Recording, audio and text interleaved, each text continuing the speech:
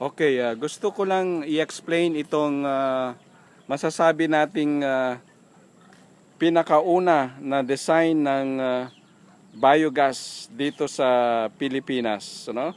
Naiiba itong design na ito dahil mapapansin ninyo na open siya na septic tank. Ano? Open na open, pagkatapos wala man lang makita kayong langaw. Okay, and then ang ginawa niya ay bumili lang siya ng 8 200 liter na drum, and then binaliktad lang niya yon para sa ganon matratrap niya yung mga biogas or yung mga methane gas na nandito dito mismo sa semi-solid na tae.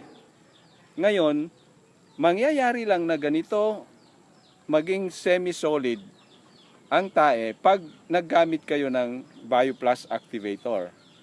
Mangyayari lang ito na magiging flies free yung walang langaw dahil din sa semi-dry condition na mode of action na ginagawa ng BioPlus activator. Kaya mapapansin nyo, wala pong langaw, wala pong kalangaw-langaw dito.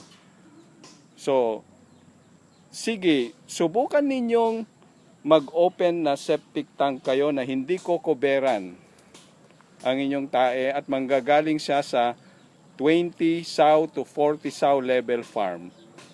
Hindi nyo magagawa yon dahil irereklamo na kayo ng kapitbahay ninyo dahil sa amoy. Samantalang dito, walang kalangaw-langaw sa paligid. Tignan ninyo.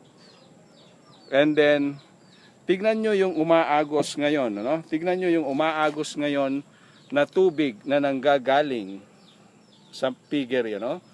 So, malinaw na malinaw dahil dun sa cleansing at deodorizing action ng ating biogas. So, dahil dito, open pit na septic tank, hindi ka nakakaperwisyo sa kapitbahay mo, hindi mo na kailangan koberan ang inyong septic tank. Ang gagawin mo na lang pang cover ay ang mga drum na ito na binaliktad at saka konting ingenuity ng Pilipino, tuloy-tuloy na ngayon ang production ng inyong biogas.